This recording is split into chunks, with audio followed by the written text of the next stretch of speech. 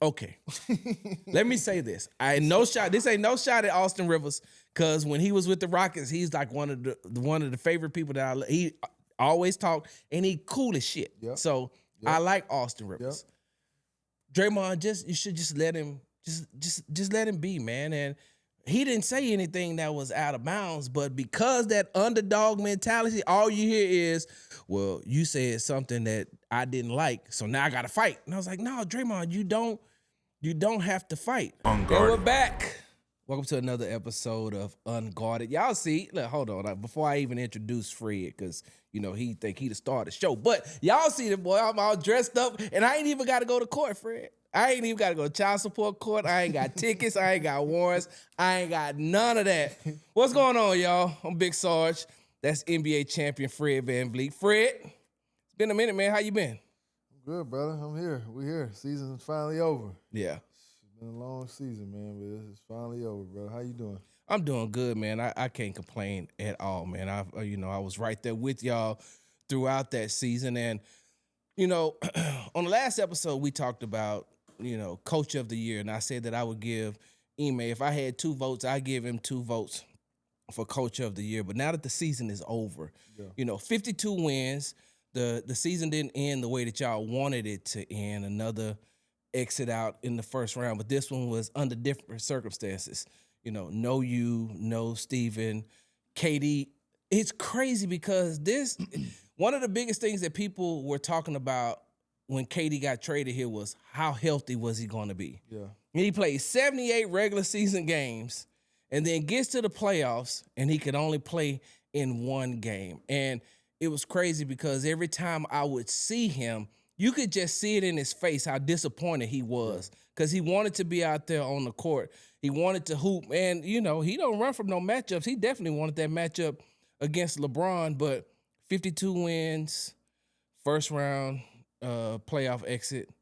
How do you feel the season went? I say this. I say it's hard sometimes, especially when you're in it. And as a player, you always are overly critical of everything. But I think I was able to detach this season just because I wasn't playing with my heart. My heart was in it, but I wasn't playing with my heart. And if you told me in September that I would miss the whole season, Steven would miss 75% of the season, and we would win 52 games, and we would play the Lakers in a 4-5 matchup and take them to 6 without KD. Yeah. I would probably say, okay, that don't sound crazy to me. Yeah. And it's not a failure, and I wouldn't feel bad about that.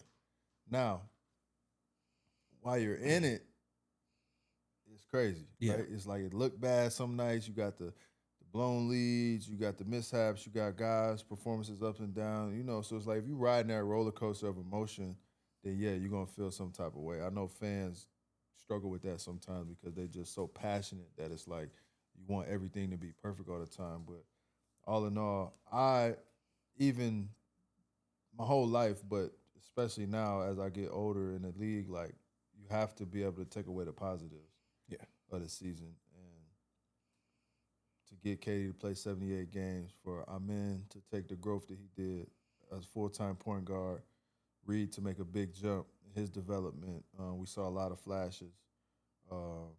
Alpy was, up and down, but again, the way he started, and the way he finished, right? The first 15 games, I feel like, and then like the last 10 or whatever it was like you kind of seen. And he's still pretty damn young, too. Yeah, people don't like, realize people that. Forget that. Yeah. Jabari, you know how I feel about Jabari. Yeah. Like to see his progression, to see Tari's progression in a real role, being a starter sometimes and playing, real minutes. Who else I'm forgetting? That's all the young guys, right? Yeah. Yeah, like I think it's just a ton of positives that you could take away. I think we went through a lot. I think we tried a lot. We went through adversity. We had to come out of adversity. We had to battle through injury. We seen what worked, what don't work. And you got to remember, bro, like for what we built here in the quick turnaround, basically, we took 4 of our 5 starters out. Facts. Me, Dylan, Jalen, Steven. Yep. Essentially, right? So you add in it's a whole new team. Yep. We didn't get one practice together. Oh, damn. I forgot about that. I got hurt before we started practice. Yeah. So it's like we never even got to see what it looked like. So there's no continuity. Our system changed. Everything changed. And I'm just proud of the guys hanging in there and, enduring the season, and also the steps that the young guys made along the way. It's like I feel like each of them individually grew a lot inside of what was, ultimately kind of an up and down season.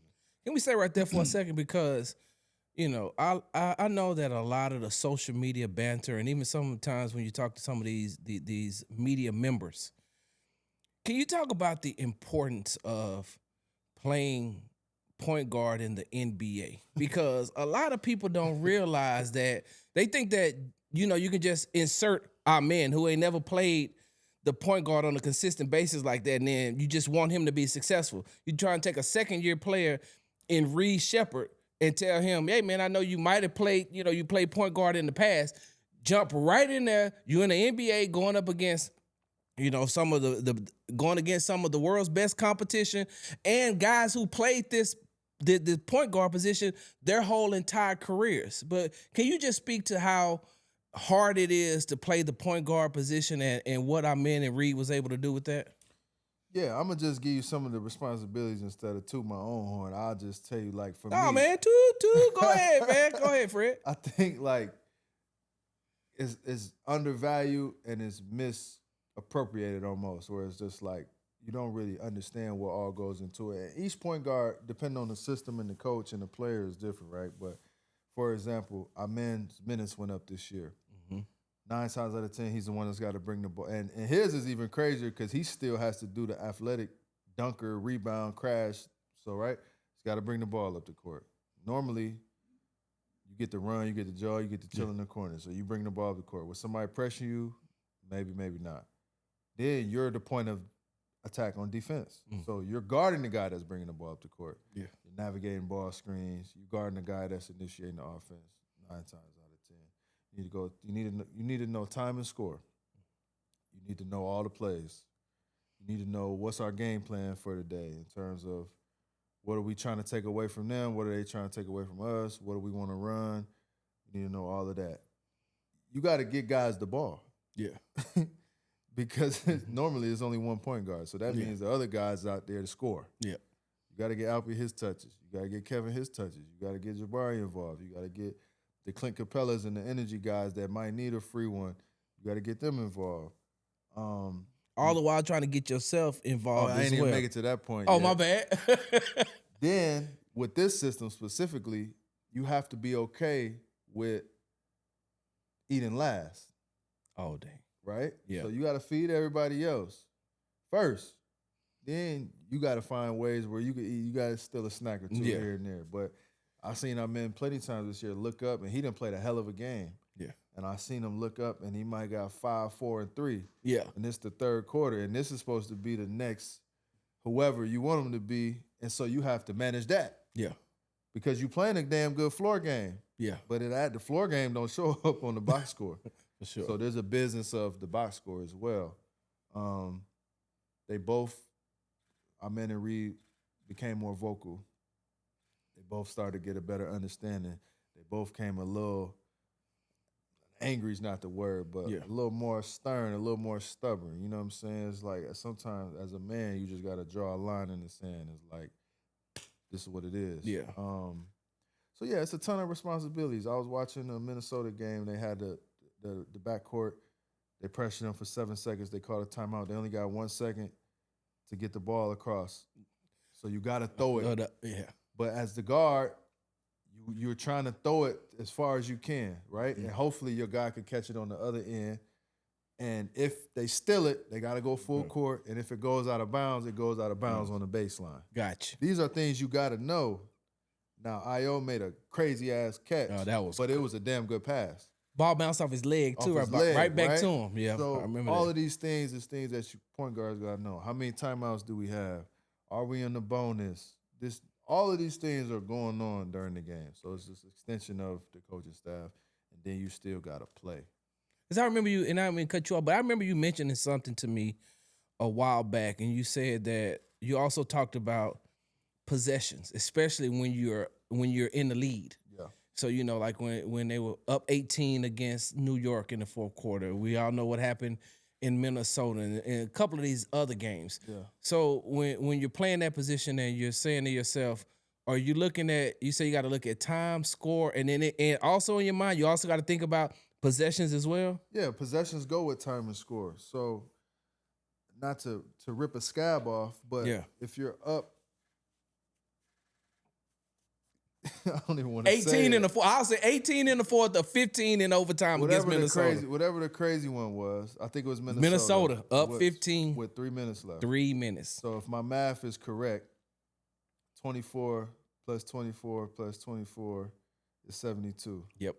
So mathematically, if you hold now you can't control how fast the other team go. Mm-hmm. But if we hold the ball, we don't take a shot, we don't turn it over, we're up. If we hold the ball every possession and just use all 24, mathematically there's not enough possessions For them to come back. The only thing that can hurt you is turnovers, quick shots, and them scoring layups or threes quickly, right? It's a time thing. Yep. Now, you don't want to go prevent because that's what happens in football a lot. You go prevent and they move the ball too easy. Yeah. But in basketball, it's like turnovers. When you got the lead, turnovers and threes kill you. Mm-hmm. Turnovers and giving up threes kill you. So all of those things go into play. It's hard to think about it in the moment. Yeah. Because there's just so much going on.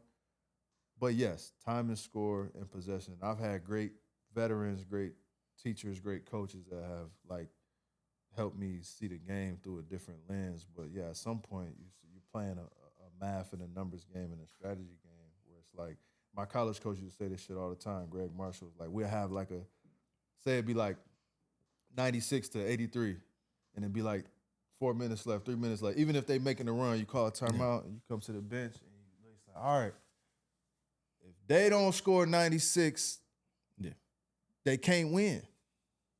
So if you look at it from that point, if we up, it's like, all right, cool. Yeah. Just don't let them score 96. Yeah. And then you go and then you shift your focus because a lot of times you be thinking like, oh, it's the offense. Yeah. Like you could just hold the defense too. Yeah. So the Minnesota game, we was one stop away. Right? Yeah.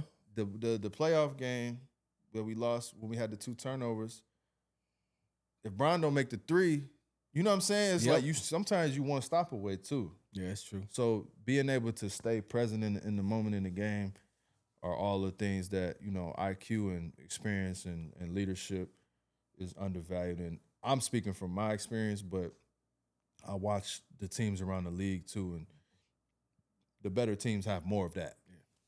But even with that being said, because you didn't get an opportunity to get an exit interview, so we didn't get an opportunity to speak to you.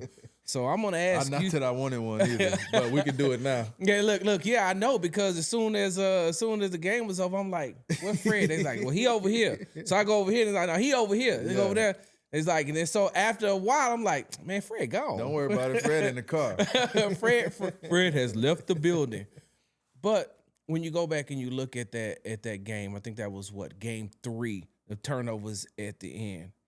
Reed said something in the post game press conference, and it made sense to me. And I think I even said something about it too on social media. It's like that turnover that he had, right? And I'm gonna be honest with you, I didn't know Alpy was at center court wide open until Ime said something the next day. He's like, hey, he was wide open. I mean, when Ime said something in the press conference, he said he was wide open, this, that, and another. But Fred, when you're playing basketball like that, ain't that something that you're taught? And I'm not trying to bash Reed, but in the midst of playing a type of game, can sometimes that pressure make you forget some of your basketball fundamentals? Because, if you go past, there's a man behind you. You're supposed to bring the ball closer to your body, keep it tight if you're not going to give it up. Right. And especially one of the best players in the league and one of the NBA greats that will do that type of stuff, and his IQ is so high. Yeah, sound good. Yeah, all that shit sound good. But like the moment is different. Yeah, unless you've been in that moment, you don't know what it feel like. You know what I'm saying? So you could say what you want to say. It happens. Unfortunately, it happened to us. Yeah. But those guys are not the first or the last to have a mistake at the end of the game. Oh, for sure. What I'm saying? So it's like, it sucked in the moment. It's a learning experience for him. And that's what I was trying to ask. Is that something that he can learn from? Yeah, it's a learning experience, bro. And your boy made a great point about Bronny getting some minutes in the playoffs, where it's like you get some minutes in the playoffs, and now a regular season game is never the same. Wait, who's my boy? Bron. Oh, of course. Right? So he's talking about Bronny. He was like, it's just dope for him to get experience because now there's no more pressure in the regular season. I'd have already turned the motherfucking ball over with the game online in the playoff game. So the next time I'm in a regular season game, right, it takes you will hope it takes the pressure off in that sense, right? I didn't climb to win the championship, so now nothing is ever gonna reach that. You know what I mean? So it's like there's a kind of a battle of attrition too as a player, where it's like you just get numb to the circumstances. That was catastrophic because it was like everything had to go right for them and everything had to go wrong for us. So when you get that perfect storm, it's crazy. Yeah. Now, the last thing I'll say, and I'm not defending them. I mean, they know how I feel about it, though. I'm not defending, people make mistakes. I done made plenty of mistakes. Me too at 24 hour. I ain't got ripped a couple of times. It happens. But there's another team out there too now, by the way. So like it ain't 5-on-0. Yeah. It's 5-on-5.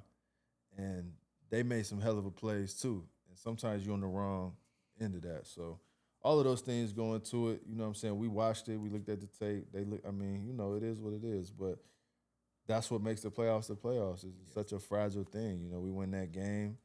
Who knows? Yeah. Right? I had a shot to beat Cleveland. My second year, I had a tore shoulder, but I had a wide open three to win game one in Toronto. I miss it. We get like 3 tip-ins at the buzzer. We miss all of them. Mm-hmm. They win the game. We go on to get swept. Case get fired. DeMar get traded. If I make that shot, who knows? That's why this shit is so heartbreaking. This is the game that we love, and if you're a real one, you embrace that. Yeah. And I think whoever we talking about, Reed in that scenario, but I think Jabari had a play. Yeah. You know what I'm saying?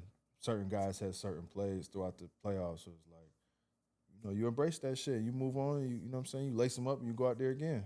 Yeah. Well, is this the longest that you've ever set out in your basketball career? I'm starting from Pee Wee basketball all the way up to the pros. Yeah, this is the longest I've been without playing a game.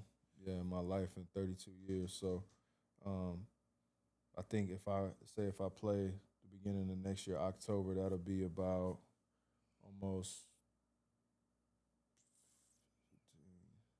about 16 months, almost maybe more than that, maybe 21, maybe because I played last Golden State Game 7. Yep. Let's say that was early May. Yeah. 2025.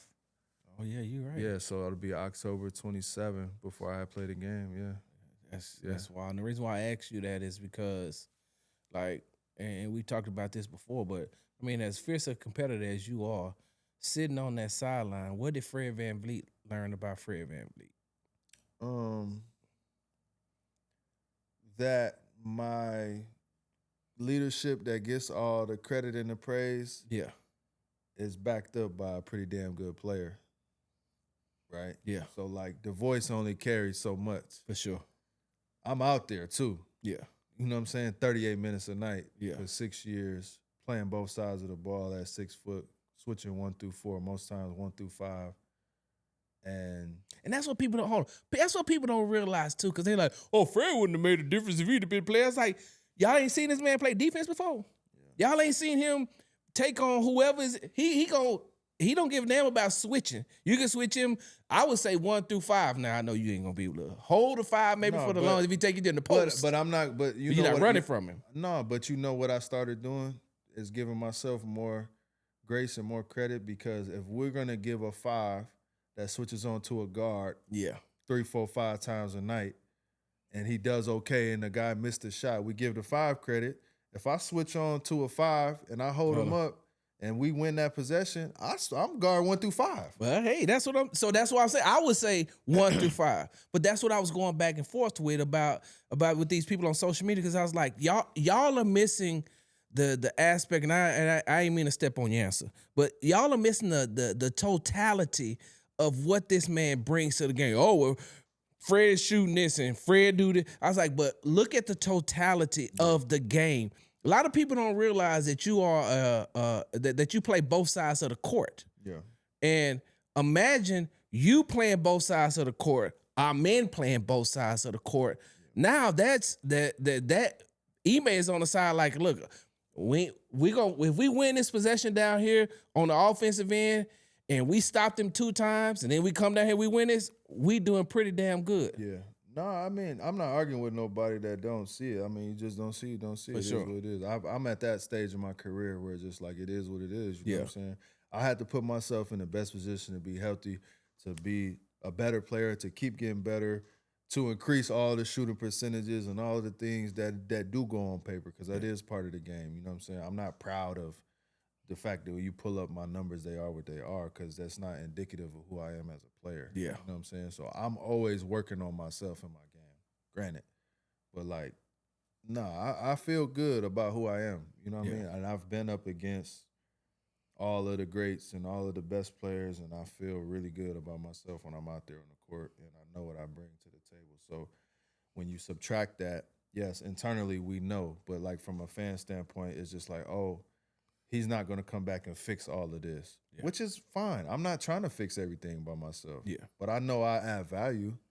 I know what I bring to the table, and I know that we will be a better team with me on the team. Like, that's been the case for me and on every team I've ever been on. I'm going to make the team better just by virtue of me being available and around, and my energy. And this before you even get to the game. Yeah. Right? My leadership and competitiveness and all this shit. That's what I do. Like, I try to make everything I touch, I want to make it better. That's my mindset. I'm not saying I do or I don't, but that's how I view it when I go in. So I take a lot of pride in my defense. Yeah. You know what I'm saying? I always have. And I've never been like an island guy where it's like, go out there, you got him, sick him. Yeah. You know what I'm saying? I ain't that type of defender. Yeah. I'm a great team defender. I'm a great game plan defender. And I can be disruptive. Instinctive.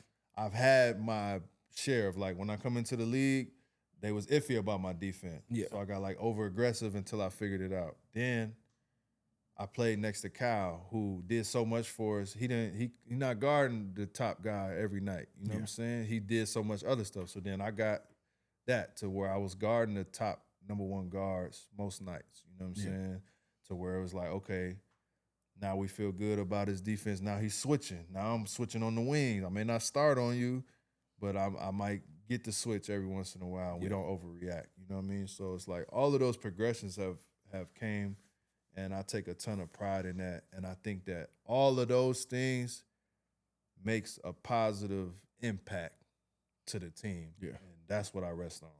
Well, what part of the season did you get frustrated about not being able to be out on the court? Yeah, all of it. Really, like, them nasty stretches, you know what I'm saying, where it's like, because that's the other thing I started to do too, to backtrack. Because of my progression in the league was like, first I got to try to make the team. Yeah. Then I got to try to make the rotation. Okay, now I'm playing a little bit. Now, can I be a swing guy? Yeah. Now can I graduate? So it's like, all right, how many games can Fred VanVleet win you in the season?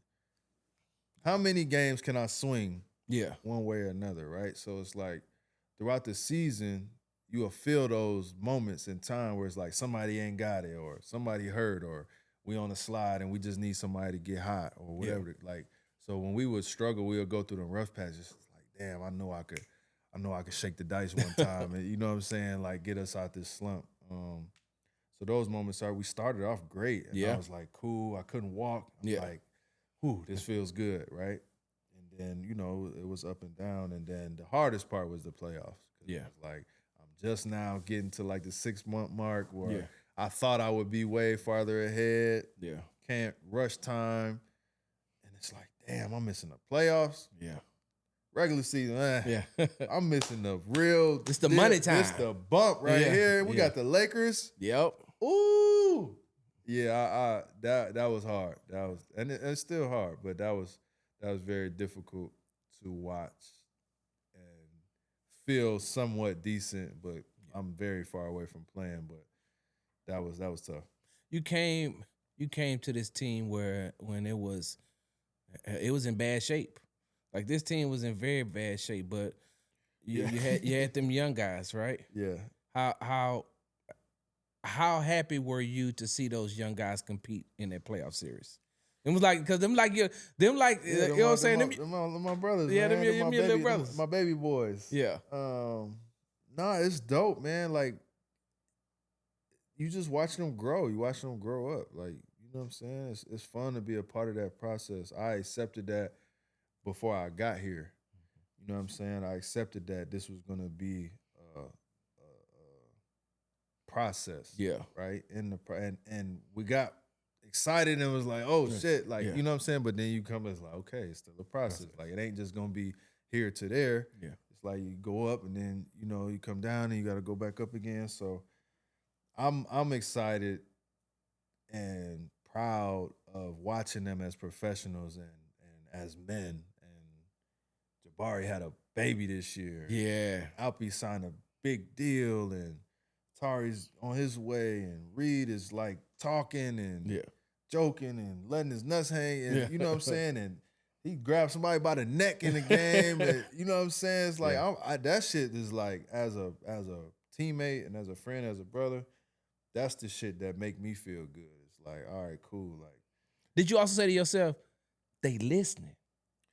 Yeah, I knew they was listening because they made it so easy on me, because they wanted it. Like, they wanted to learn. They want to be great. They want to be the best version of themselves. So like, it's a perfect marriage, because I'm the type of leader that I am. I need you to want to do this shit. You know what I'm saying? So like, all I'm doing is just telling you what you already know. Yeah. I'm just giving it to you in the language you can understand. Right. And I'm gonna call you out on your shit. Yeah. Like, come on, bro. Like, and it's different coming from a player than it is a coach. Yeah. And it's like, and you know, it's coming from a place where I'm not telling you nothing I don't know. Yeah. I'm only telling you what I know. Yeah. I don't know everything, but I can tell you what I do know. And guess what? Hey, bro, I'm gonna say the shit that's gonna make you want to punch me sometimes. Yeah. Too. Like, come on, bro. I'm gonna say it just like this. Like, come on, bro. You tripping? Like, no.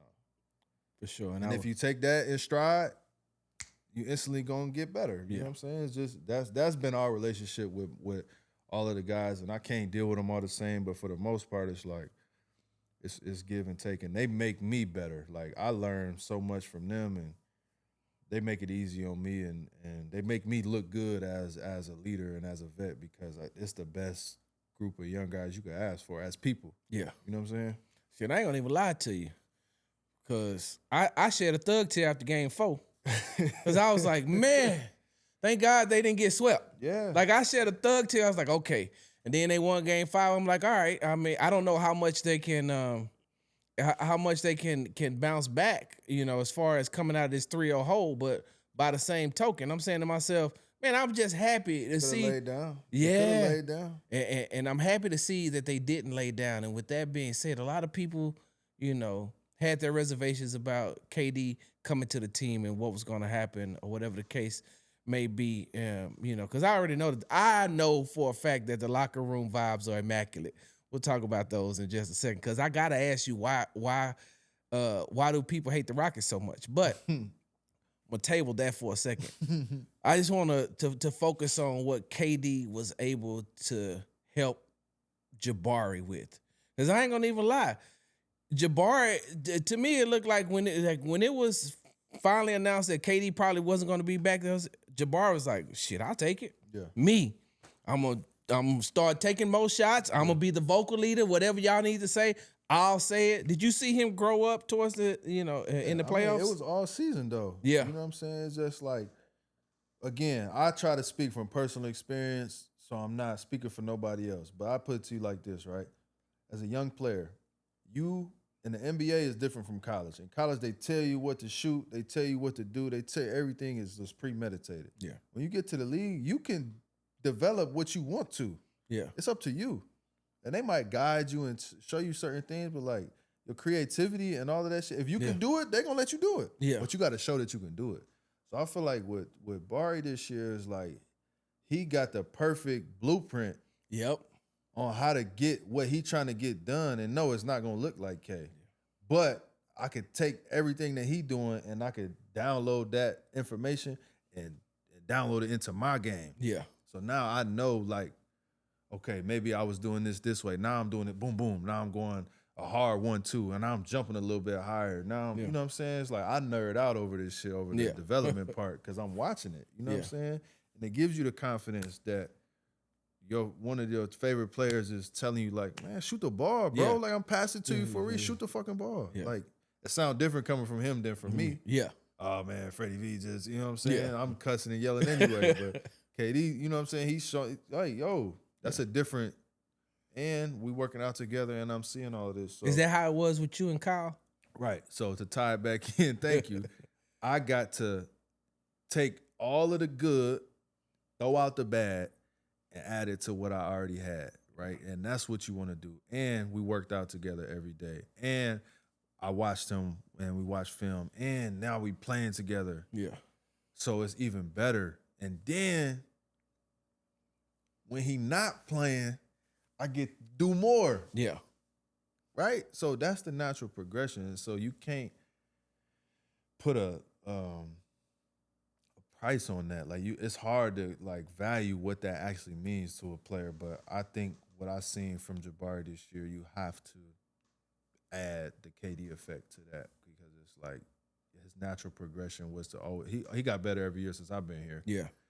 But his game and his confidence and his maturity and his approach and his preparation and his footwork and everything just like it's like almost like exponentially. You know what I'm saying? Like KD was like a boom, it adds a multiplier on it. It was like, you might have got better by 50%, but now you got better by 300%. Yeah, for sure. And I think that's being next to certain players would do that. I watched Pascal with DeMar, and I watched Pascal with Kawhi, and I watched OG with Kawhi. And you know what I'm saying? It's like you get to soak all of that game up, and then you add it to what you got, and then you become who you are. So that was part of that for sure. Yeah, I heard that.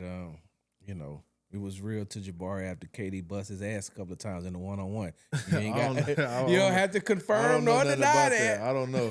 I can't speak on that. I can't speak on that. Well, with that being said, though, Fred, a couple of more just, on the Rockets. Man, why they hate y'all so much, Fred? Every time I turn around, it's something about the Rockets. It's something about KD. It's something about the alleged burner account. The alleged burner account is what caused the rips in the locker room. And hey, look, ISO on me, because I don't want Fred in this one. ISO on me. Hey, dumbasses. You know how I always call y'all dumbasses? You know, the ones who are not in the locker room, around the locker room, around the players, whatever the case may be. Sure, you can say, hey, man, the alleged burner account did this, that, and the other. Hey, you know what they did? Hey, bro, let's talk about it. Hash the shit out. Let's keep it moving. Let's get on the court and let's just play. However it works out is how it works out, or whatever the case may be. But y'all dumbasses saying, oh, this is what, it caused the riff on the court. No, it didn't. No, it didn't, Fred. Don't answer this. Stay.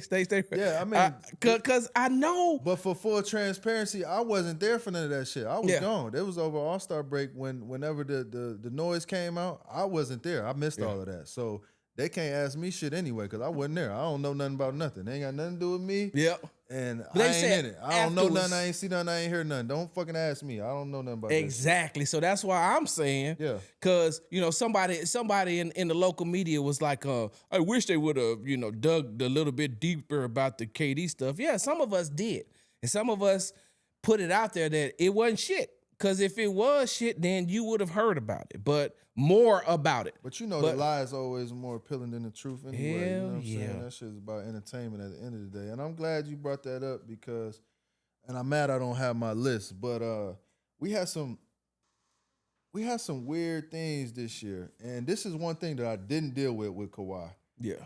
Because KD's the other superstar that I play with, which was Kawhi. But the media didn't bother Kawhi. And I think it's because his personality, right? For sure. He don't give a fuck about that shit. For sure. And I think that the gift and the curse with K is that he's so open and he's so authentic and he's so approachable and he's so him. Yeah. That it leaves room for the fucking clowns to jump in and add their own twist on the shit. And then if he don't come out and directly say no or go against that, which is what they want. Yeah. There's just so much room for like clickbait farming and shit like that when it come to him. He don't make it, he makes it easy. You know what I'm saying? He make it easy for that. So I saw that for the first time this year with my own eyes. And it's something that I grew to appreciate with him was like his personality, how he approaches things as a superstar. And I don't think people really appreciate it, and they won't, because I don't even know if there's another guy that will do that. Yeah. Like he does, like how he engages in it. You know what I'm saying? He's super regular with it. You know what I mean? And I think people take advantage of that, and they know that you can run with a story. So the story of him not being around the team in the playoffs when he was doing his rehab, when Dave McMenamin got on ESPN in the practice facility and flat out lied when he was told that KD was in the building rehabbing. Yeah. That was crazy. That was crazy. Because KD was in the back at that time. That was crazy. It was unfortunate that our men got pulled into that, because the funny part about him is he don't know what's going on. He not thinking nothing about nothing. Yeah. He just trying to answer the question. Right? That was crazy. There was But wait, Fred, can I say this real quick? Because I don't want to cut you off, but I got to add this into it. The crazy part about it was that wasn't even the question he was asked. The question that our men was asked was, how was KD's mood after game one? They took that and took it a whole nother place about, well, our man doesn't even know what's going on with KD. And they said, no, you didn't use the actual question. You framed it to the way you wanted to frame it. So I didn't mean to cut you off, but no, that's as a cool. twin didn't even get an opportunity. Yeah, and you know me, bro. I'm fair, bro. Yep. Like, I'm fair, and it ain't no smoke. I'm not one of them people that invites it or dishes it out. I only said Dave's name because he did that. And I would view him as more somebody that's established in this business, that's been around for a long time. Yeah. So for him to do that, it was a little weird. And then I just feel like because I talked to what's my man, Howard, the Howard Beck, right? Yeah. And we had a nice conversation in Brooklyn about the relationship between players and media and writers and beat writers, and where the game is going. And it's just like stuff like that has such a negative effect on players when we see the people who are supposed to have some type of journalistic integrity break that for engagement and clicks and stories, bro. It's like it has such a negative effect on the trust, because a young guy coming in don't know the difference between Sarge and between whoever else may be on some bullshit. Yeah. They don't even know the difference between a beat writer and somebody that's on ESPN. They don't, they're not on that. Yeah. I happen to study everything and watch everything and get to know people, so it's like I'm more in tune with it, but that's not the average player. Yeah. So then it's so much of that went on. But I just wanted to speak on that because for him to be out, I saw his ankle. Yeah. For him to be out and that to be the talking point, I thought was crazy because it just added another thing for guys to deal with. And I'm gonna tell you one of the things that had me perplexed, because I don't want to cuss. But one of the things that tripped me out, Fred, was Game 3, right? So KD can't be out. He rolled his ankle in Game 2. Had to. Hey, idiots! You do realize that if you injure yourself and you got to get on the plane, elevation also messes with the injury. People don't realize that. So he's trying to get around the clock treatment, get back Game 3. Hey, how come KD isn't on the bench? That's because his ankle is swollen. So if he sits there and the blood pools to the ankle, they're never going to get the swelling out. So he's trying to get treatment. He's in the back getting treatment because he's trying to get himself prepared. There's only a 1-day rest in between before Game 4. So he's trying to get himself back. And then you got people that are sitting around talking about, well, KD quit on the team because he was sitting on the bench. And then asking Ime in the press conference, well, what do you mean by he was getting treatment? What the hell? You know exactly what he meant by getting treatment. And that's the one thing that pissed me off, Fred, was because a lot of these national people, they'll run with shit. Yeah. And then the people that's boots on the ground got to deal with it. So when y'all roll on out and move up out of here, now it's like the media, which is us. And so I didn't like that. I didn't like that at all. But yeah, I think that was more so, and mind you, like we talked about, what me and Quez was talking about, me being kind of detached from social media. Yeah. It was even worse for me because I wasn't getting it in real time. I was getting it after the fact. And I'm like, they said, what? Yep. Like, huh? Like, I'm here. Yeah. So to not see it, because if you see it in real time, you will go with that narrative. Like, For sure. oh, damn. Like, huh? Whole time? No, I'm in it. So then somebody telling me, oh, this, that, and third. So then the other thing was the athletic piece that came out. About the leadership and all of this shit. Yeah. And I don't know who wrote the story. I remember talking to Sam, and Sam was hanging around. Sam Emick was hanging around the team in LA for a couple of days, and he was on some, I'm thinking cool, getting some background, just, hey, I'm here, I'm tapping in, we talking, you know what I'm saying? Because I'll do that. Yeah. Like, off the record, on the record, whatever. I'm never gonna say nothing crazy to nobody in the media anyway. For sure. But then I come back and I look up, and it's this basically what you could probably call a hit piece. Yeah. Come out about, and I'm just like, yeah, like, I know. Me too. Damn, bro. Like, this is what and I have never experienced that before. Number one, because most of the teams I've been on don't got that credibility or notoriety. And then when we was with Kawhi, it was none of that. Yeah. So then to see that now with KD, where it's just like an easy target every day, and he almost makes himself an easy target. You know what I'm saying? I don't know if that's on purpose or not, but like, it's every day, bro. It's every day is something where it's like a talking point. To answer your question of why people hate us, I think it just became an easy target, and I love it from the standpoint of, as a player, especially as a young player, it puts that thing in your mind where it's just like, fuck everybody. Yep. Like, it's just us. Fuck everybody. We got to work on our game. They don't fuck with us. Like, I like that. Underdog, chip on your shoulder. Yeah. Because all that other shit is just fluff anyway. You know what I'm saying? Like, even and I've talked about this internally, but this is my last thing. I'm on my anti-media rant right now. The Athletic, again, with the survey that came out. So, again, I'm not on there to see it in real time. So, I'm like, first of all, who gives a fuck? Yeah. If I'm a player and y'all say I'm the most overrated, all right, cool, whatever. I'm just going to get in the gym. Like, fuck y'all. You know what I'm saying? But two, when you start peeling back the curtains, I'm thinking like, well, I didn't do this survey. So what survey was this? Yeah. Oh, it was only 81 guys. Out of what? You got 450 players in it? More than that.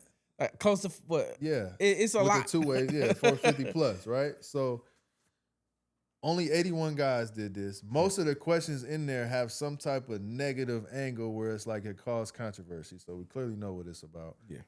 And 10 people in the NBA think Alpier is overrated, but we're going to chart it and we're going to put the numbers in fine print and we just going to make it look like he's the most overrated guy.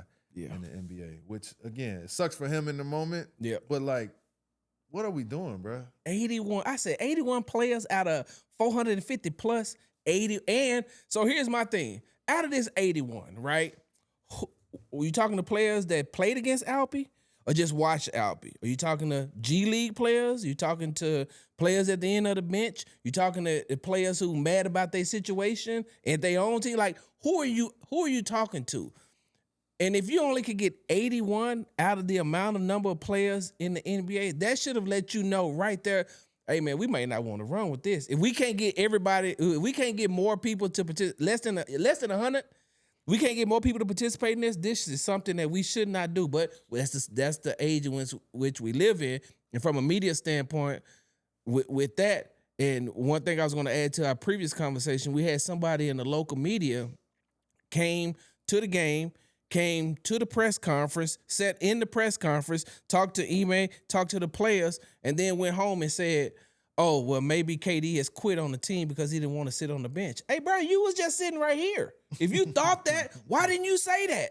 Like, don't go home and be no keyboard gangster, keyboard warrior and be like, well, I don't think this, that, and other. And you might as well burn it all, down 3-0, burn it all up. Just fire Ime, fire Raphael, like just burn it all up and tear it down. And I'm saying to myself, but you got the access. That's the thing that pisses me off. If you got the access and you talking all this shit from behind your computer screen and you got the access to come ask the question, I'm gonna come. I said right in the exit interview, you know what I said now? Hey man, Ime and Raphael. Hey man, last year y'all said that y'all was gonna run it back with the same team. And then y'all blew the team up. You got rid of Dylan, you got rid of Jalen, you blew it up. So am I supposed to believe that y'all ain't gonna do nothing? Ain't no trades gonna happen right now? Because last year you told me y'all was gonna run it back with this young group. You're eager to see what they's gonna do, this, that, and other, and then you traded for KD. So I asked that question sitting right there because that's what I wanted to know, and that's what I'm pretty sure other people want to know. But I got the access to do that, and if you got it and you like sitting behind talking about, oh, well, the Rockets suck and the this, that, and other, blase this, blase that. Anyway, that's my media, anti-media rant. Last question I have for the Rockets, though. What does the offseason look like for Fred VanVleet? I'm training. This offseason. Yeah, my training didn't stop. So it's weird, but it's good, right? So it's like normally season ends, I take a month off of basketball, I go on vacation. I'm just working on my body, doing my thing. But right now, shit ain't nothing changed. I just keep rolling out of my process. I'm about 8 months into my rehab now. Got some big tests coming up, about 9 months. So usually, that 9 to 12 is like the textbook range of when you're supposed to come back to return to play. So, it's just a big summer for me from a body standpoint, from a mind standpoint. Get myself prepared for next season, and rehabbing this knee up to getting back to the place where I need to be the point guard for this team and lead this team into the promised land. That's like my mindset right now. That's pretty much where I'm at.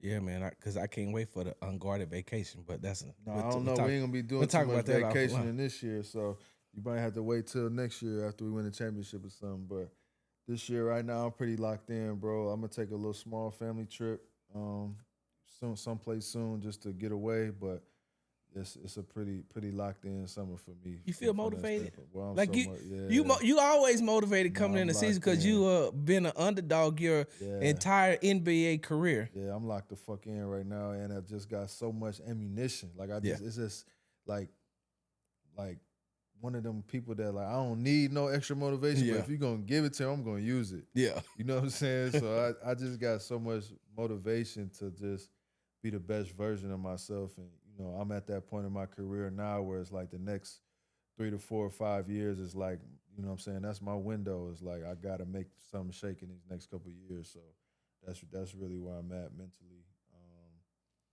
and I take pride in the work that I put in, the blood, sweat, tears that I give to this game, and what I did in Toronto will last forever. What I was a part of, I'm not gonna say what I did. What I was a part of in my 7 years, that shit will last forever. And I feel the same way about what we building here in Houston.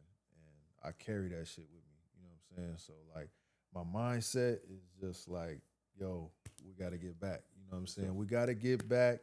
We took the beating this year. Yeah. We took all the bullshit that came with it, all the bad luck and the injuries and the slander and this, that, and the third, and people turn on you. But it's like, I always just feel like that shit come first. Yeah, for sure. Let people show their true colors, and then we gonna come out that bitch, and we right back. You know what I mean? And everybody that already showed their hands. So I'm never in it for the glory of the fame or the attention or none of that. I grew up without that stuff, so I don't really care about that. But all these anonymous polls and all this shit, people on they shows talking and this, man, that's what they gonna do anyway. You gotta just be numb to that. Yeah. You know what I'm saying? I'm not engaging in that shit no more. But I am the president. We might do a player poll on the media.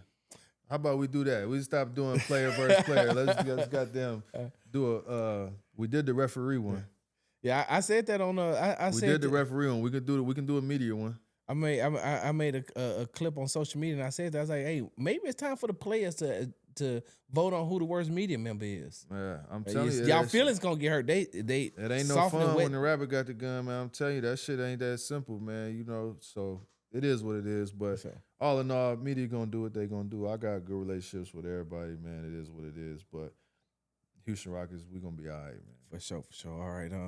Real quickly, let's run through the NBA. Yep. Playoffs. Let's start with the East. All right. So, you know, you got the Pistons. The Pistons and the Cavs are still playing. And then you got the Knicks who swept the 76ers. Before you even that was crazy. Before you even give me who you think gonna finish out that series between the Pistons and the Cavs, I think that the 76ers championship was them beating Boston. Yeah, I mean, you gotta factor in like a lot of things too, matchups, health, this, that, and the third. I don't think I was surprised at how much the Knicks defense bothered the Sixers. I thought that they would have more success offensively. But they really bothered them. Like they really bothered them. And sometimes that happens when you go 7 and you have a long, hard, fought out series, and then you come to the next round, it's like you ain't really got nothing left. You know, PG was on a shortened season. He's had injury history. Obviously, Joel wasn't 100%. And then, you know, Tyrese just looked like maybe he hit a wall. But you gotta get the Knicks credit too. They came in and did what they were supposed to do. But I was surprised by it. I didn't see a sweep. I didn't see a sweep coming either. And I'm gonna say this. You ever seen Drewski's could have been records? Yeah. You ever see he be doing a little skits could have been? Yeah. That's how I feel about Joel Embiid. Oh I think he's gonna go down as one of the could have been all-time great big men. Could have been. He is an all-time great. He is not an all-time great, Fred. I don't think he's played 6 consecutive games in the playoffs his entire career. Every time you look around, he came to Houston to play in the game, and then all of a sudden he had to have his appendix taken out. He had an emergency appendectomy. Just bam. Then he gets back, and then he gets hurt again. Every time, look, you can't do nothing about that, bro. So he's injury prone though. This ain't something that just happens. But I'm saying at his best, where do you got him at? At his best? Yeah, what group is he? He was an MVP. Yeah. So what group of bigs is he in? At his best, I'd put him in that. I'd put him in that Hakeem, Shaq, Kareem so he's era. an all-time great. At his best, about? right? Yeah. At his best, but like, how many times have I seen him at his best though? Like, I can't. You want me to just take the small sample size? So what about somebody like? How you feel about somebody like T-Mac or Penny Hardaway or somebody like that? Who, you know what I mean? Like, where do you put T-Mac at?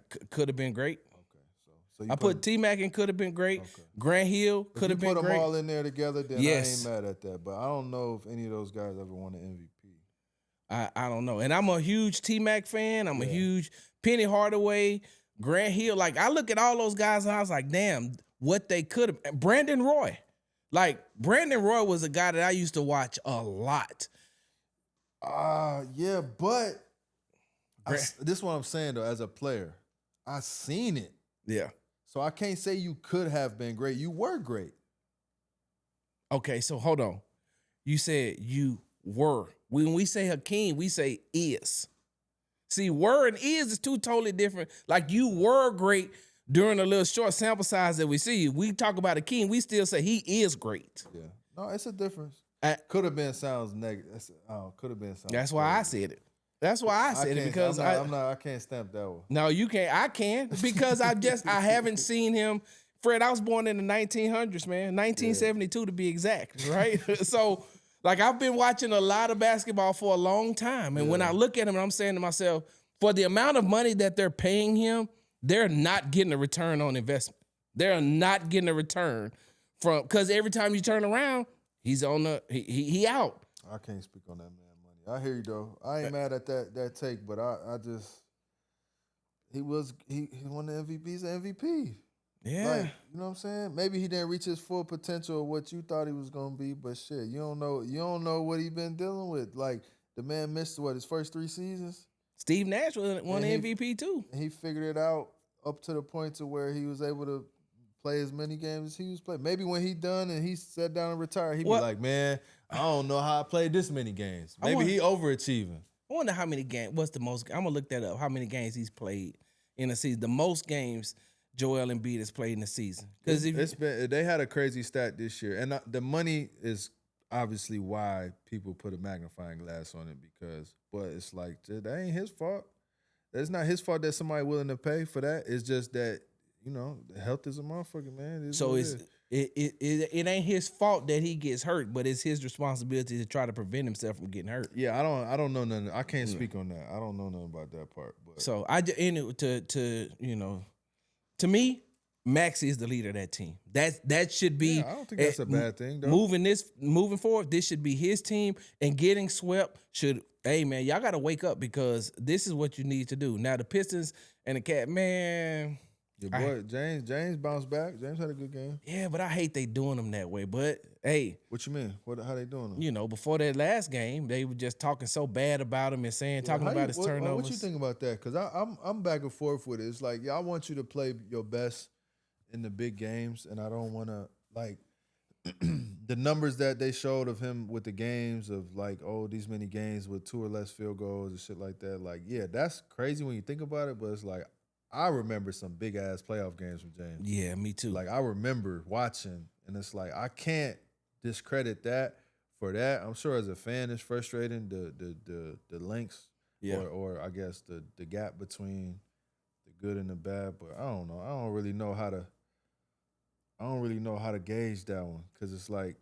So the way I look at it though, Fred, is that time waits for no man, and that's the time is undefeated. Yeah, it's the one thing you can never get back. Is the most valuable possession a human being has. You'll never get that back. And so we can't look at how long James been in the league? 17 years, 17, 18 years? I don't know, like 17, 18 years in the league, James, and still try to compare him to year 7 James or year 8 James. What we want him to be, what we've seen him be at his best.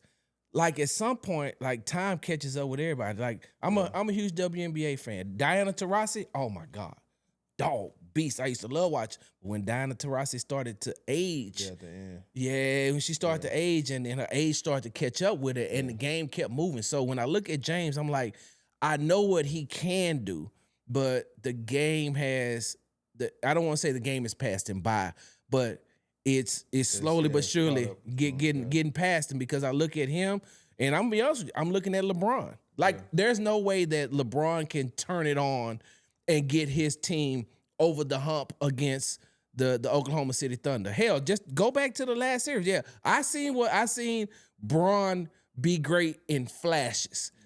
But some of them games, Bron looked like, hey man, I'm tired. And so that's what it looks like. That's what it looks like with James. And then even with James, like, you can speak to this more than I can. As a point guard, he has the ball in his hands for the majority of the time. He's going to have some turnovers. I think my final take, and this is something that I always fall back on, is that sometimes the criticism that you get is often a testament of how great you are too. Yeah.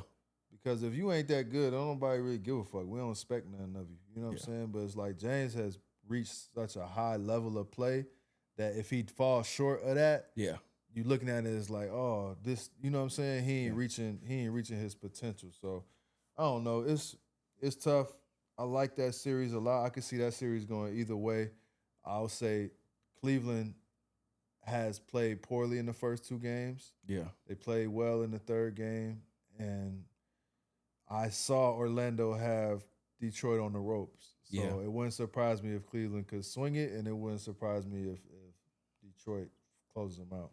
Yeah, because like, don't get me wrong, I like watching Cleveland, but damn man, watching Cade and Asar, Yeah. they are balling. Yeah, they rolling, and I think they give a better matchup to the Knicks. The Pistons, Yeah, me too. Because yeah. I think they beat them in the regular season. I think Yeah. they That's beat gonna be them. that'll be a good series. But the Knicks rolling right now, so we'll see. Yeah, and then you look at the go over to the West, and I mean, of course, ain't nobody beating OKC. Yeah, they just like a buzz saw right now. They just chopping motherfuckers up, man. And you look at it, I'm like, I think at the last, like they up in that series 3-0, and in those three games, I think the Lakers have had the lead at halftime. Then they come out and get beat by Yeah, they 18, just look like 18, 20, 30. OKC just look like inevitable. Like they're gonna beat you. It's just a matter of when. And they got new guys stepping up. The Lakers is throwing bodies at Shea, and he ain't even dominating like we used to seeing the other guys stepping up. So I don't know. The San Antonio is interesting because they gave them a run for their money in the regular season. Mm-hmm. So it'd be interesting to see that in the playoffs. But I like that. I'm watching that series. I like that San Antonio Minnesota series. That's a fun one. That's fun to watch. Me too. Well, real quickly about OKC, one thing that I like about watching OKC, everybody knows their role. Ain't nobody trying to get out of their lane. If this is my lane, I'm staying in this lane because this lane is gonna get me to where it may be a quick shortcut for a couple of minutes here, but if I stay in my lane, I'm gonna get to where I need to be. They're a well-oiled machine right now. Yeah, yep. They rolling. So we'll see. I think the Western Conference Finals will be interesting. We'll see who come out of that other series. But you like Minnesota? I'm not gonna even lie. I like the fact that Minnesota and San Antonio. I like the dog fight that's going on. No, it's a battle. Yeah, it's a battle. I think Wemby just made it interesting with the elbow because now the spotlight is on. Yeah, spotlight's on. So they've been roughing him up. Hey. So now we're gonna see how they officiate these next couple of games because he let them know like, all right, y'all get off me now. Yeah, but that was weird. Still, I just think that was like, why would you do that? I thought you was a monk, but that's another story for another time. Like you needed some candles or some rosary beads. Them be the ones that be crashing out the most. You gotta watch them quiet ones. But on the kung fu movies, the monks they only attack when they attack. It's real life. He's still a man. Yeah. Y'all keep grabbing me and throwing me down and jumping on me and all this type of shit. I liked it. I like that type of shit. You know what I'm saying? Obviously, you don't want to see nobody get hurt or get ejected or not be involved, but it's going to be interesting to see how that affects the rest of the series. Well, real quickly, this bringing this back to a callback, Fred. What we call in the business, we call this a callback. Callback, okay. You remember who I said was going to be the next face of the league? Who that? Anthony Edwards. Yeah. I think he's taking this series personal, especially now that he's back healthy. Ant is killing San Antonio. But I ain't gonna lie though. I'm gonna let you finish. And I was talking about this at the gym today. I like the pace of injured Ant. His pace is different since he hurt his knee. I don't know that he's not running into the rim 1,000 miles an hour with the athleticism. He going at his own pace. He's going a little bit slower. Yeah, he's slow stepping. He's finishing the layups under the rim. Like his pace and his approach to the game is just much more suited for the playoffs. Now I'm gonna get to my midi. I'm gonna get to my post game fadeaways. Like sometimes, and I don't know what he's feeling. Yeah, but like sometimes something like that could slow you down. Where it's like, all right, I got to be much more methodical in how I approach. So I've been watching that too. Yeah, like I said, man, I'm watching the. I know everybody's looking at Victor, but I'm looking at the real face of the NBA, Anthony Edwards. So whoever wins this series is gonna be the face of the NBA. That's what you saying? For this year. For this year, but for next year, it's gonna be Anthony Edwards again. All right, we gotta get ready to close this thing out, Fred. But we got a friend of the show, Draymond Green. Every time I turn around, man, I'm saying to myself, Draymond, how are you getting yourself into this now? And I have an opportunity to meet Draymond away from the locker room because of you. I was like, I get it. I understand. And you know how I feel like you and Draymond are a lot alike as far as y'all never. It's like no matter what, Draymond done won championships. Draymond done got paid. You done won championship. You done got paid. But in y'all mind, y'all still the underdog fighting. Every time you still like, yeah, okay, I know how. Look, I know how much money made. They got this shit all over the internet. I know I won the ring out this, that, and other. I know I'm the whatever. Draymond, exact same way. But in y'all mind, it's like I'm always fighting. Still me. And that's what I feel like Draymond is these battles that he's having with Austin Reeves and Charles Barkley and all that. That's that underdog mindset. It's like, first of all, Draymond, why are you going back and forth with Austin Reeves? Austin Rivers. I keep calling him Austin Reeves, don't I? Austin Rivers. My bad. Austin Rivers. Doc, baby boy. Okay. Let me say this. This ain't no shot at Austin Rivers, because when he was with the Rockets, he's like one of the favorite people that he always talk, and he cool as shit. Yep. So I like Austin Rivers. Yep. Draymond, you should just let him just let him be, man. And he didn't say anything that was out of bounds, but because that underdog mentality, all you hear is, well, you said something that I didn't like, so now I gotta fight. And I was like, no, Draymond, you don't have to fight. And side note, I think what Draymond said about what Steve Kerr did to his career, I agree with Draymond, because I'm looking at it in real time with Jonathan Kuminga. So what he did with Kuminga, then Kuminga got with Atlanta. Now he's like, hey, this dude used to play for the Warriors, right? But look at him balling here, right? And so I know Draymond had to sacrifice his game, but I don't think that Austin Rivers said anything that was out of bounds until the clapback. And I'm saying to myself, I get it, Austin. High school player, great. College player, great. Draymond was an All-American too. Wasn't he the Big Ten Player of the Year? And I mean, Draymond had a very good. He wasn't drafted like you, but Draymond had a really good college career too. And then he went to that situation that he's in. And now I'm saying to myself, Warriors. I don't feel like the Warriors win that amount of championships without him. No, I mean, look. This is the dangerous thing about these microphones, man. For sure. It's because it's like, if this was just a conversation in the locker room or at the bar or, you know what I'm saying, on the plane or whatever, it's like, I don't know. How did that go? I feel like if we zoom out and try to zoom out, from my understanding, Draymond had a whole speech about the Warriors, his time with the Warriors, his time with Steve, what it's meant for him, how positive everything has been. But if I'm being honest, I feel like they limited me. I haven't had a play call for me since 2016. But in totality of what he said, it was positive. Yeah. He gave Steve his credit as a real one, should, but I also am me. I'm going to still tell you what I think.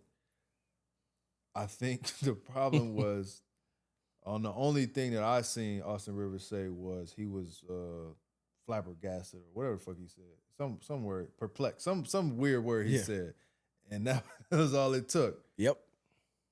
Now, if we zoom out, we say, okay, the argument is Draymond, would he be Draymond without the rest of the guys? Yeah. And then you look at somebody like Austin Rivers and you say his dad helped him in the NBA. And it's like, bro, you can make the argument however you want to make it.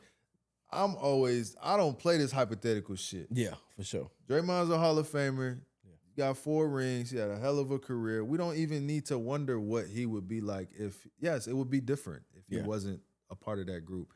He benefited from those guys. Those guys benefited from him. Austin Rivers was a damn good player. Yes. Hot, smoking hot coming out of high school, had a great year at Duke, came to the league, figured out, made himself into a nice career. I don't think that's nothing to downplay what he accomplished in the league. I agree. Your dad signed you. That's always going to look funny. I do the same Not thing. Not that you didn't deserve it. I'm not Yeah. saying you did or you didn't deserve it. I wasn't there. I don't know. This is before my time. I'd have been like, it ain't my money either. So yeah, whatever. But from the outside looking in, you can't run from that narrative. For sure. You know what I'm saying? So it's like they both just having an argument. I think it's all entertainment. And I think we will get used to athletes in the entertainment space, because if it's two people that's not athletes having the same argument, nobody think nothing of it. For sure. It's like, since it's us, it's like, oh, we got to pick a side. And did you hear what such and such said about us? It's like, yeah, we disagree. Yeah. You don't want to hear how we talk about each other. For sure. In the locker room, around the league, on the bench, on the plane, like, we talk about each other. Just like we talk about everybody else. People talk. Like, it's part of it. So they can't really see them real group texts. Nah, I didn't exactly. You know what I'm saying? You know how this shit go. I didn't really think none of it in terms of like who was right or who was wrong. It's just like, shit, let them have a little moment. They clearly feel some type of way about each other. Yeah. And it's playing out on. If they smart, they'll have each other on each other's platform, and that's where the numbers are going to be.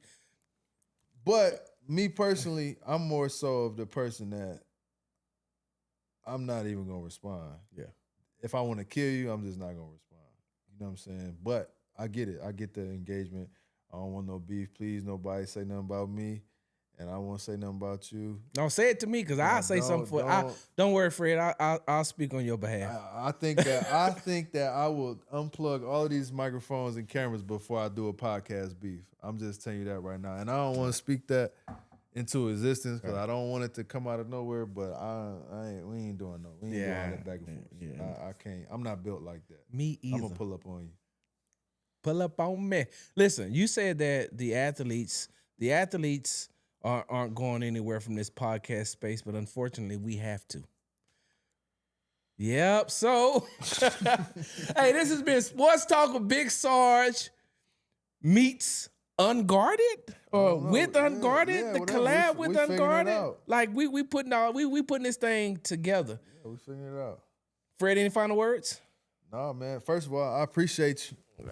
I appreciate you, man. You came in, goddamn, like a bat out of hell. You know what I'm saying? It's a ball of energy for an old man. I give you a props for that. But you know, we building, bro. And I was thinking about this the other day, and luckily I haven't had to defend bringing you on to anybody, right? So, but if I was thinking about what I would say if somebody asked me, and unless you know how we deal with each other, then you won't really know. But it's like, it's family, but it's still, we keep our professional boundaries, and you are, in all seriousness, an older black man in the space that's cool, that got a good name, that got good relationships. And it's just dope for me and for us to be able to have you on board with us on the platform, growing and learning and building this shit together. So I do want to thank you for that. And we're gonna keep building this shit out, man. All of my most worst viral clips online is because of Sarge. So we gonna split this show back up. Me and Quayle's gonna do our thing, and then we just know Sports Talk with Sarge is where you're gonna get that bullshit at. Your man on Twitter. I ain't on Twitter no more, but he always clipping it up and making it sound crazy for the fans. So y'all keep tuning in, man. We gonna keep rocking. I appreciate it. I told y'all, everybody, that I appreciate the opportunity of being here. And the one question that I always get asked is, "Hey man, what is it like, work with Fred? How does that work out?" I said, "Cause Fred let me be me. Fred ain't tell me to be anybody else. When I come in, I sit down. If I got a question, I'm gonna ask it. Either he gonna answer it, or he not gonna answer. But he ain't tell me to change nothing. He said, you come in and you be who you are, and that's exactly how I am. And that's how this thing works." And like you said, I had somebody tell me a couple of weeks ago, "Fred, I don't know where we was at. We was out of town somewhere. And I seen you seen me. I was like, 'What's up, Fred?' He was like, 'What's up, Sarge?' It kept moving. It's like, 'Hey, man, y'all don't talk to each other?' I was like, 'We at work.' 'What are you talking about?' Yes, I talk to Fred, but we at work. Fred at work, I'm at work. What we need to talk about? Listen, man, Sarge is not gonna be no Fred VanVleet insider at all. He ain't gonna be breaking the news and telling all the tea and the drama, man. Which is crazy. We keep our shit official how it's supposed to be, man. I appreciate that about you too. Well, Fred, the crazy part about it is, I know we gotta go. The crazy part about it is, like, when some of this shit was transpiring, and I'm like, I wanted to say something, but as soon as I say something, they were like, "Oh, he got that shit from Fred." Yeah. I was like, I ain't even talked to Fred. Yeah. I got this from 2-3 other people. But I was like, you know what? I just don't even say nothing no more. Hey, man, if that's what you say, I'm going to come back and refute it. I ain't going to say, according to my sources, this, that, and other, because they're going to automatically think Fred is your source, and so I'll let you know when you're wrong. But I mean, for the most part, you've been and it's funny because it's like that's why we wanted you on the show in the first place. Yeah. Right? It's like you ain't saying a bunch of wild ass shit. Like you normally you revert to the common sense. Now you got your opinion. Sometimes you fucking wrong about your opinion. You should hear me and Tristan talk. But if we talking facts, when we talking about actual facts, I'm rocking with you. Yeah. When you get on your opinion about certain things, you on your own about certain shit like that. But other than that, you be on point most of the time. That's NBA champion Fred VanVleet. I'm Big Sarge. We out.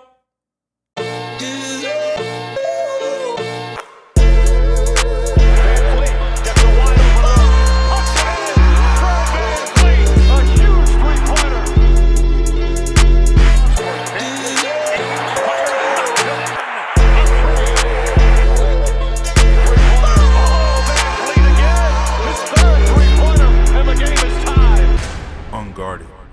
Texaco.